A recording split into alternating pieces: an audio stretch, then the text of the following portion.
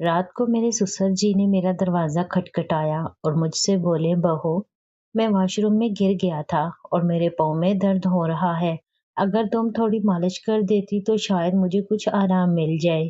میں نے کہا، آپ کو چوٹ لگی ہے تو آپ نے مجھے بتایا کیوں نہیں؟ میں آپ کی بہو ہوں، کوئی غیر تھوڑی ہوں۔ پھر میں نے اپنے سسر کو اپنے بستر پر لٹا دیا اور ان کے پاؤں میں لگی چوٹ پر تھوڑا تیل لگا کر مالش کرنے لگی۔ اس کے بعد جو ہوا اس کا میں تصور بھی نہیں کر سکتی۔ انہوں نے تہمت باندھ رکھا تھا۔ مالش کرتے کرتے غلطی سے میری نظر تہمت کے اندر جا کر رک گئی۔ میرا ہاتھ جیسے جیسے سسر جی کے پاؤں پر حرکت کر رہا تھا، وہ بھی حرکت میں آ رہا تھا اور کروٹیں بدل رہا تھا۔ مجھے بھی اپنے اندر کچھ ہلچل محسوس ہونے لگی۔ میں نے ہلکے سے اپنا ہاتھ اس کے سر پر مارا تو وہ غصے سے پھنکارا اور اپنا سر اٹھا لیا۔ میرے سسر نے ایک دم سے مجھے، یہ کہانی آپ اردو بکس پر سن رہے ہیں۔ دوستو، آج کی کہانی بہت ہی دلکش کہانی ہے۔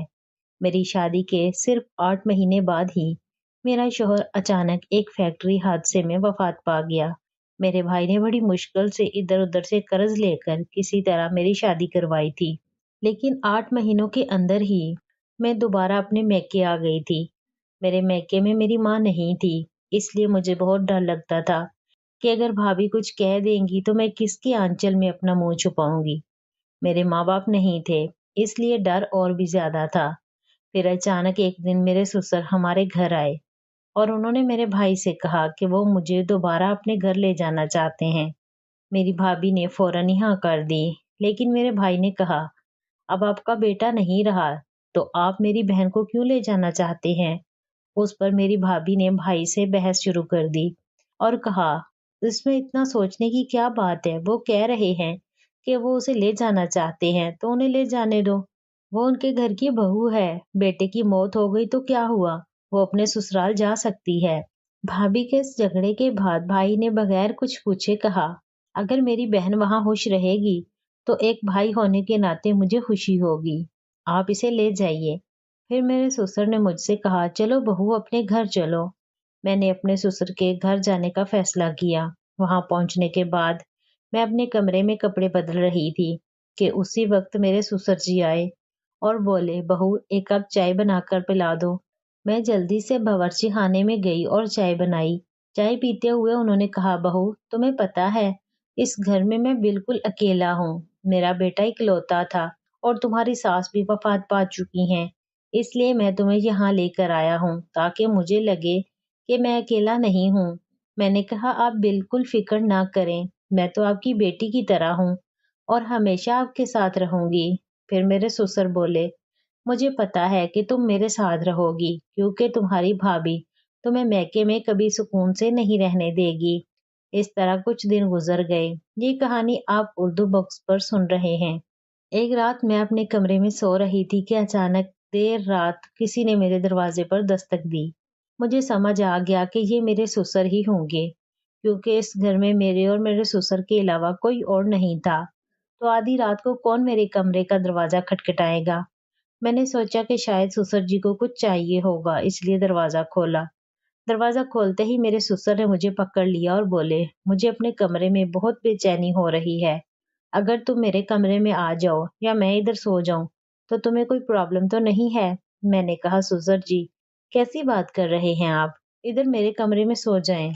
میرے کمرے میں ایک ہی ڈبل بیڈ تھا۔ سسر جی بیڈ کی ایک سائیڈ پر سو گئے اور میں دوسری سائیڈ پر۔ نیند نہ سسر جی کو آ رہی تھی اور نہ ہی میں سو پا رہی تھی۔ کافی وقت کے بعد سسر جی بولے، بہو نیند نہیں آ رہی کیا؟ میں نے کہا، آپ بھی تو نہیں سوئے ابھی تک۔ سسر جی کہنے لگے، مجھے آج تمہاری ساس کی بہت یاد آ رہی ہے۔ جب وہ ناراض ہوتی تھی تو ایسے ہی ہم دور دور لیٹے ہوتے تھے۔ کیا تم بھی کبھی میرے بیٹے سے ناراض ہوتی تھی؟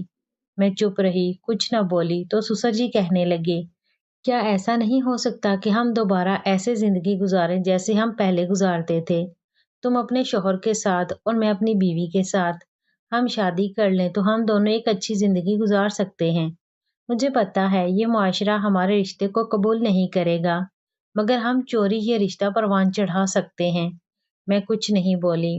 اسی طرح رات گزر گئی اور اگلے دن صبح سے ہی میں اپنے سسر جی کی باتوں کے بارے میں بہت سوچ وچار کرتی رہی، اپنی صورتحال پر بھی کافی غور کیا۔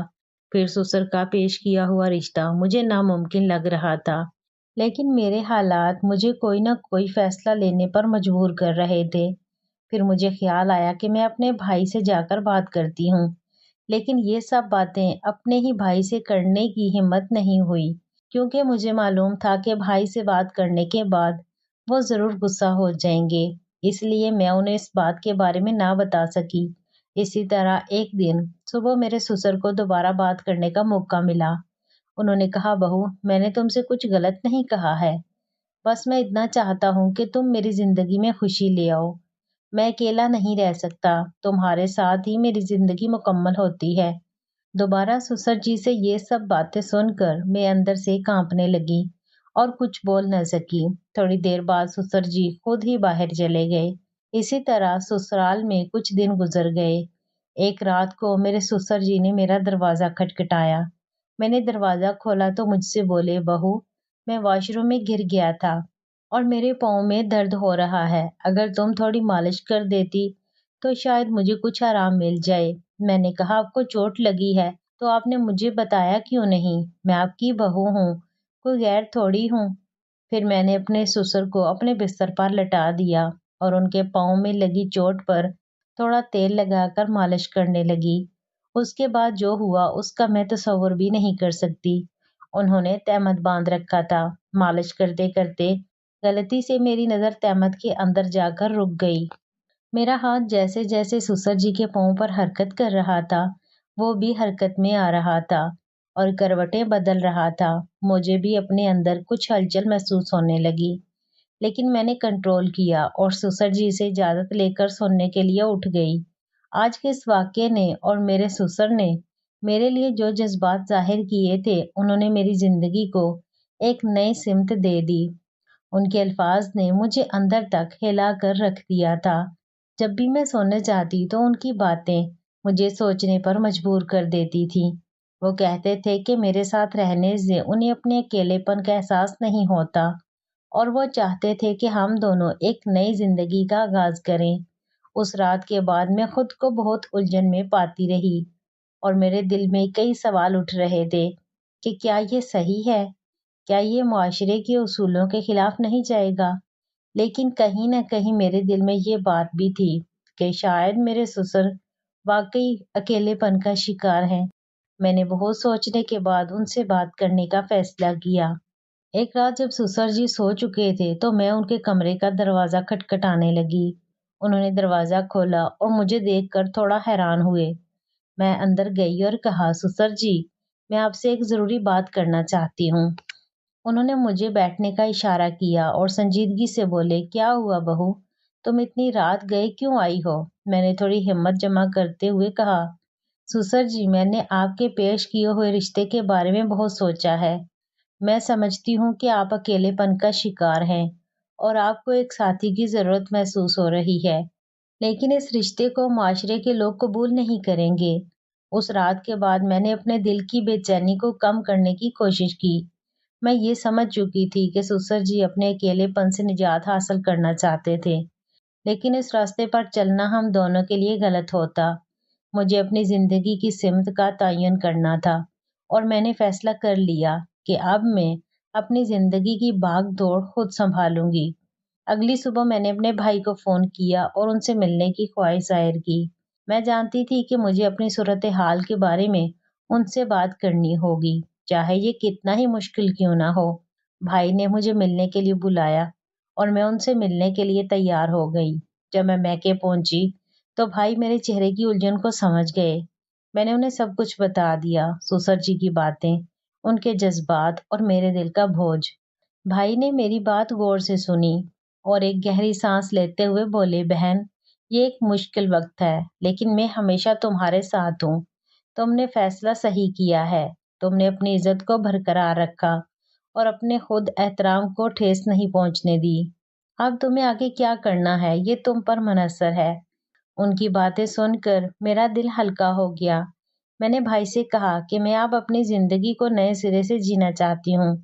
مجھے اپنے پاؤں پر کھڑا ہونا ہے اور اپنے لیے ایک راستہ بنانا ہے۔ میں اپنی پڑھائی پر توجہ دوں گی اور ایک نئی شروعات کروں گی۔ بھائی نے میری بات کی حمایت کی اور کہا، یہ تمہاری زندگی ہے اور تم جو بھی فیصلہ کرو گی میں تمہارے ساتھ ہوں۔ میں نے بھائی سے یہ کہہ کر رخصت لی کہ میں جلد ہی کسی نئے شہر جا کر اپنی تعلیم اور کیریئر پر توجہ دوں گی۔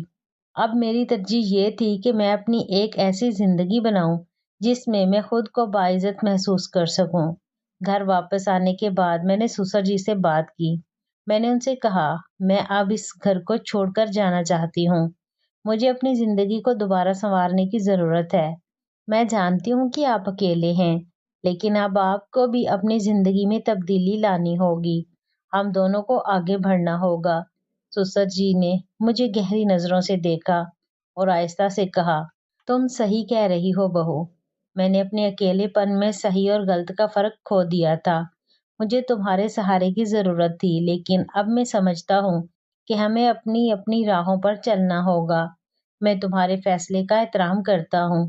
اس دن میں نے اپنے باقی سامان کو سمیٹا اور سسرال کو ہمیشہ کے لیے الوداع کہہ دیا۔ میں نے خود سے وعدہ کیا کہ اب میں اپنی زندگی کو اپنے خوابوں کے مطابق سنواروں گی۔ کچھ مہینوں کے اندر میں نے ایک نئے شہر میں داخلہ لیا، جہاں میں نے اپنی تعلیم مکمل کی اور ایک باعزت ملازمت حاصل کی۔ ملازمت کے دوران مجھے ایک اچھا انسان ملا جس سے میں نے شادی کر لی۔ مجھے اس بات پر فخر تھا کہ میں نے ہر مشکل صورتحال کا سامنا کیا اور اپنے خود احترام کو برقرار رکھا۔ اس نئے سفر میں میں نے خود کو پہلے سے کئی زیادہ مضبوط اور خود مختار پایا۔ مجھے احساس ہوا کہ زندگی میں